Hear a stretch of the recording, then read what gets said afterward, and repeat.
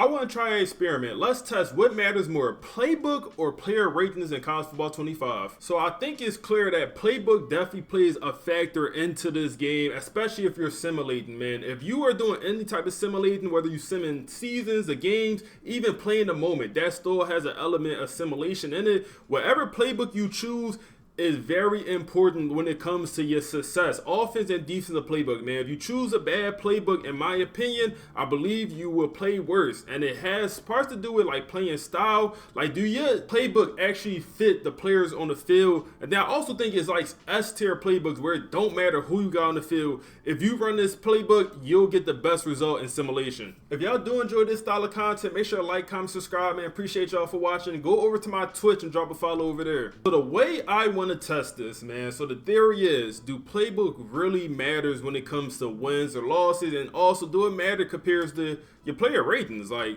how much do playbook have a whole impact on simulation and just playing whole gameplay and all of that? So what we're gonna do here, I have Florida, man. We're gonna do 10 simulations. We're going to do 5 with one playbook. The playbook I'm going to choose is Duke, man. I'm having a lot of fun, a lot of success with Duke in simulation.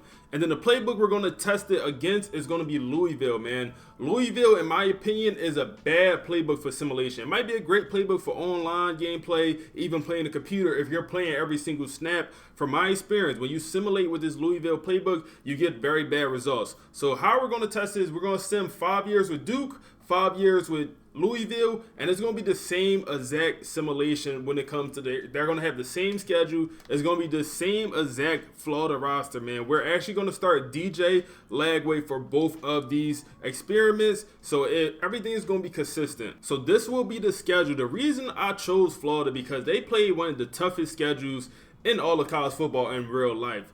And right here, they have a tough schedule, man. This schedule could either go one or two ways. And the reason we're doing 5 simulations, because at the end, we're going to add up all of the wins and losses from all 5 years with Duke playbook and all 5 years with Louisville playbook. And whoever has the better record, we are going to determine them the winner. And then now actually, if it's a wide spread, then we'll know that playbook really does have an impact on simulation.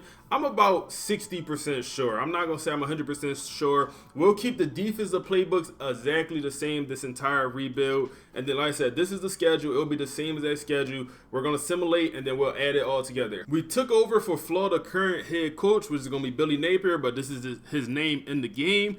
And I don't think it matters, but we do have tactician for our head coach. Our offensive defensive coordinator don't really have much. They are very low-rated coaches, so I don't think that'll play much of impact, but definitely want to show y'all. Like I said, we'll rock out with this Duke playbook. This is the defensive playbook. 3-3-5 tilt defense is the base defense that this Florida Gators team start off with. So we'll run this for all 10 simulations. One last thing is we'll turn injury and wear and tear off to make sure no players get hurt. And like I said, the only thing we're changing when it comes to the depth chart, we'll reorder it just so the best possible players are starting. The only change we're going to make is we're going to start the freshman DJ, man.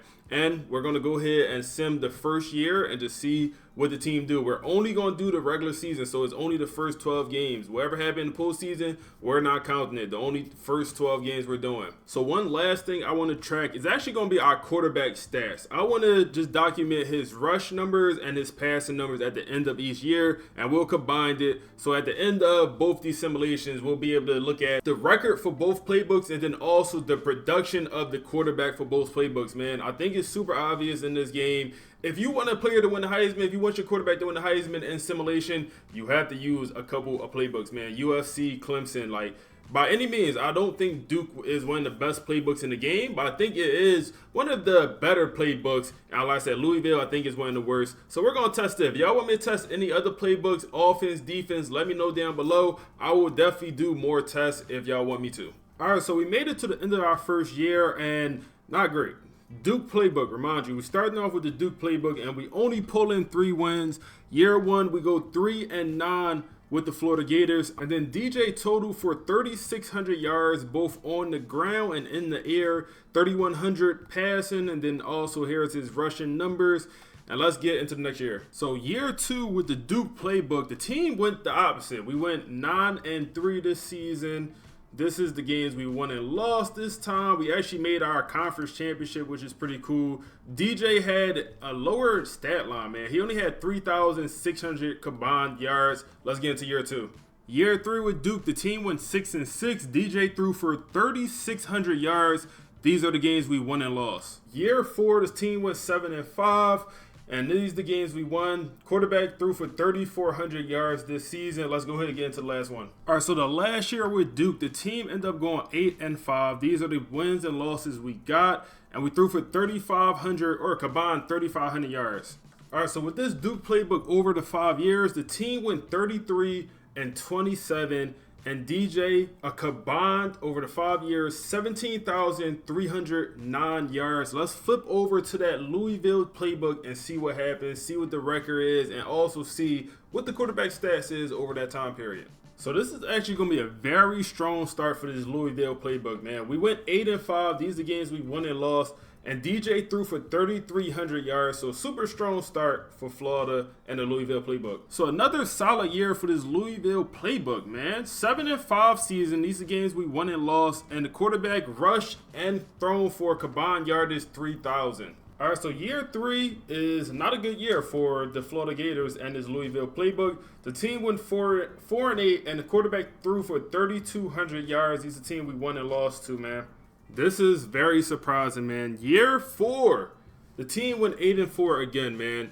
It's looking like this Louisville playbook is going to be better. Y'all have to let me know. Do I need to try this challenge again with 2 different playbooks? Y'all got to let me know a good playbook and a bad playbook to use. But right now, it's seeming like the playbook is not playing that big of a factor. Let's advance to year 5. So yardage for the quarterback was 3,400 yards. One thing I'm noticing is this Louisville playbook is giving us a little bit less yardage. Not a lot, but so far a little bit less yardage with our quarterback. But we are getting better numbers with our just win and losses. All right, so final year. Another 8-4 season for this Louisville playbook, man. These are the games we won and lost as a team. The quarterback threw for 3,000 yards, man. Louisville won. I am super surprised they actually won. I'll make sure to put the totals on the screen, but Duke, we went 33-27 in 5 years, man. 33-27 with this Duke playbook. With Louisville, 2 games better, 35-25 with this Louisville playbook, which is actually surprising. Like I said, before I started this video, I told you guys, I believe the Duke playbook was one of the best playbooks in the game for simulation. I believe Louisville was one of the worst. Why did I think that? From my own experience playing with both these playbooks in simulation. But clearly, either I was wrong about that and both of these playbooks are on a similar level, or playbook really does not play that much of an impact in simulation. Y'all let me know what y'all think, man. Y'all let me know if I need to do another test. I'm leaning towards both these playbooks are kind of just similar, and I still think playbooks do have more of an impact on everything. And I think we'll do another test here, man. Y'all just let me know what schools. I'm leaning towards like a USC. I believe they have one of the better playbooks. Also Clemson. I'm leaning towards trying that. If y'all want to see a defensive playbook, let me know that as well. But the stats for the quarterback, man. So with the Duke playbook, we did produce more yardage. I didn't record touchdowns. Maybe for the next experiment I will. But our touchdown or our total yardage number was 17,309 yards for the Duke playbook. For the Louisville playbook, 16,104 yards. So over 1,000 yards difference, but the win-loss record, it was similar. I can't lie, it was similar, man. Only 2 losses one way or another don't really tell me all that much when it comes to if ratings versus overall really is the difference between wins and losses. It don't really give me the full story. I'm gonna have to do another test. But if y'all did enjoy this experiment, like, comment, subscribe, man. Let me know what y'all want to see next. Go over to my Twitch, drop a follow, and click the video on the screen now for my temporary build.